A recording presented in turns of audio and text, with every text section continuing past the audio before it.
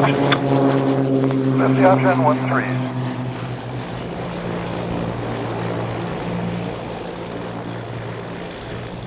Welcome back to another Volaire video. I'm Jack Penning. These, of course, produced by Alex Lynch at Gen XI Productions. This week, another Zoomin with Volaire. We've got Will Birchelman, our Director of Air Service Development, who will be joining me in just a moment. We're going to be talking about low-cost carriers and what they're going to look like post-pandemic, because we are very high on the prospects, in particular, for Allegiant Air. So Will and I have spent a lot of time talking about, the future of small community air service, the future of airline networks for the legacy carriers, but we haven't talked about the low-cost guys, the Allegiants, the Spirits, the Frontiers of the world. And for those carriers, especially I think for Allegiant, there could potentially be a lot of opportunity here, and they've been very upbeat in their investor presentations, and we've seen bookings on Allegiant kind of go crazy over the last couple of weeks with pent-up demand. Will, I think they're in probably the best position of any carrier in the U.S. to rebound really quickly. Yeah, I agree 100%. And it's no surprise when you look at what happened in the 2008 to 2011 period.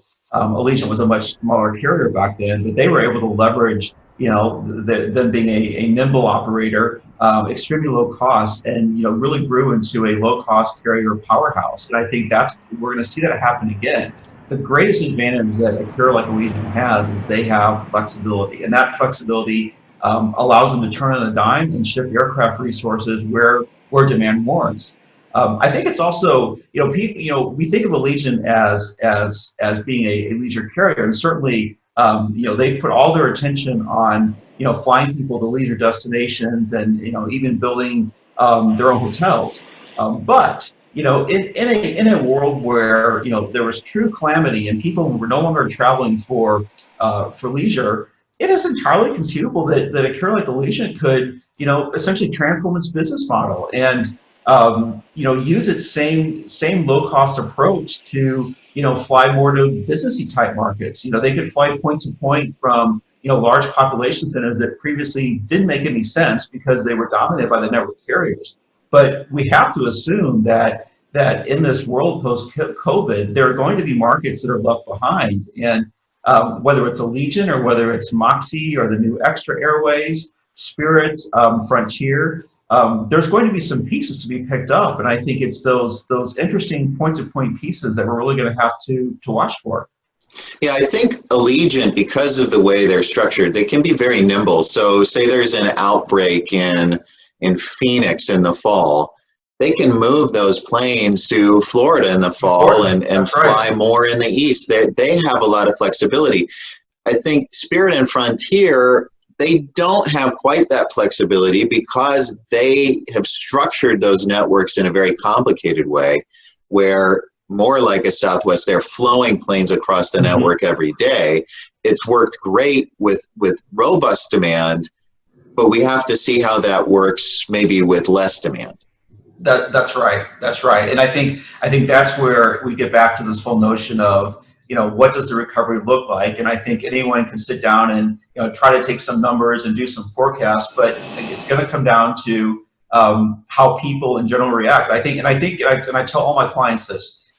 The answer to what the industry is going to look like in the coming months doesn't lie in the data that we have from the past couple of years. It lies in what your neighbor's saying. What are your friends down the street saying? When do they plan to travel? What is your grandma saying? Like it's really understanding sort of what is the psychological current that's flowing through our country, and that's going to really drive where people when and where people fly. I think we agree it's going to be domestically focused, because even if you had a desire to go to an international market, due to restrictions, I think the U.S. is probably going to face a lot of challenges as far as being able to, or I should say, U.S. travelers are going to face challenges being able to go to some of these places because countries aren't going to let us in, or at least not let us in without a 14-day quarantine. But I want to shift gears just a second, and I think we'd be remiss if we didn't bring up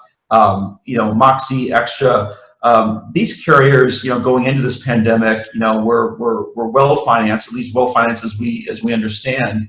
And I think they're in a great position because they are, to use a pun, waiting in the wings. And much like you speak of Allegiant being able to shift its capacity where demand warrants, I think that the likes of Moxie Extra, they can sit back, they can see how this pandemic unfolds, and then they probably are the very best position to come in and pick up the pieces left behind by the network carriers. If their model is going to focus on lower cost leisure business demand and leisure demand in many cases, they're golden as far as I'm concerned. They really are. I think this couldn't have worked out better for them, right? Because everybody else is burning cash like crazy trying to figure out where the bottom of demand was and when to bring planes back in and keeping crews, employed. And they've been able to just not spend money through this entire period and wait until they know the recovery is going to happen and launch in that moment with all of their competitors wounded.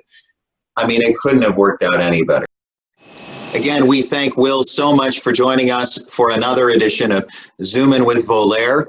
We have at least one more coming your way in just a couple days' time. We're going to kind of look at the Delta Airlines network and break down where we think it's going to be going post-pandemic, whether or not Seattle survives and what Minneapolis and Detroit look like. We'll have that for you again in a couple of days, and we thank you so much for watching. Please stay safe.